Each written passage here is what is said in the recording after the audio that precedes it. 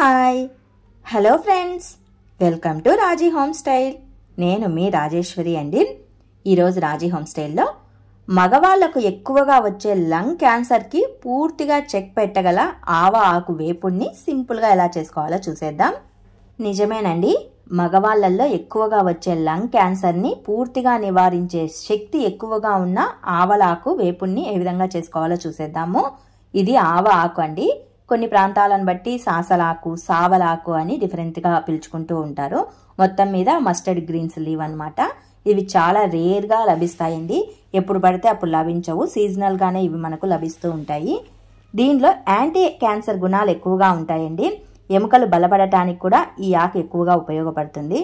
నేనైతే ఒక కట్ట ఆవా ఆకుని తీసుకున్నాను. ఆవా ఆకుని ఇలా చిన్ని చిన్ని ముక్కలుగా కట్ చేసుకోవాలండి. ఆకు అనేది చాలా పెద్దదిగా ఉంటుంది, కాస్త బరకగా రఫ్గా ఉంటుందన్నమాట. దీన్ని ఇలా ముక్కలుగా కట్ చేసేసుకోండి, సిజర్తో కానీ కత్తితో కానీ. కింద లావు కాడలు ఉంటాయి కదా, వాటిని వేయొద్దండి, పక్కకు పెట్టేసేయండి. ఈ ఆవ ఆకు కొద్దిగా చేదుగానే ఉంటుందండి. ఆవాలు మనకి ఏ విధంగా చేదుగా ఉంటాయో ఈ ఆకు కూడా లైట్గా చిరుచేదును కలిగే ఉంటుంది. ఇలా ఆకునంతా చక్కగా కట్ చేసుకున్న తర్వాత ఆకంతా బాగా మునిగేటంత వరకు వాటర్ని వేసుకొని గిలకరిస్తూ శుభ్రంగా నీట్గా కడిగేసేయండి. ఒక 2 సార్లు కడిగేసేయండి. ఆకుకూర కదా, ఇసుక ఎక్కువగా ఉంటుంది. ఒక 2 సార్లు కడిగేస్తే సరిపోతుంది. ఇలా కడిగేసిన తర్వాత ఒక చిన్ని గిన్నెలో కానీ పెన్నంలో కానీ తీసేసుకోండి. ఇందులోనే మన రుచికి సరిపడా సాల్ట్ కొద్దిగా వేసుకోవాలి.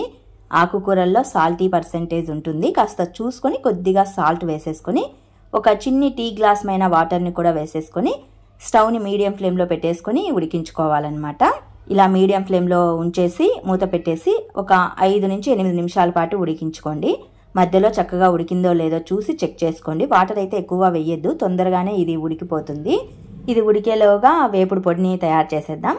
ఒక చిన్ని మిక్సీ జార్లో 1 టేబుల్ స్పూన్ కారపొడిని కానీ ఎండుమిర్చిని కానీ వేసుకోండి. లైట్గా సాల్ట్ను, కొద్దిగా జీలకర్రని, అలాగే కొన్ని పుట్నాల పప్పుని, కొన్ని వెల్లుల్లి రెబ్బల్ని వేసేసుకొని ఫైన్ పౌడర్ లాగా ఇక్కడ వీడియోలో చూపిస్తున్న విధంగా మిక్సీ పట్టేసుకోవాలి.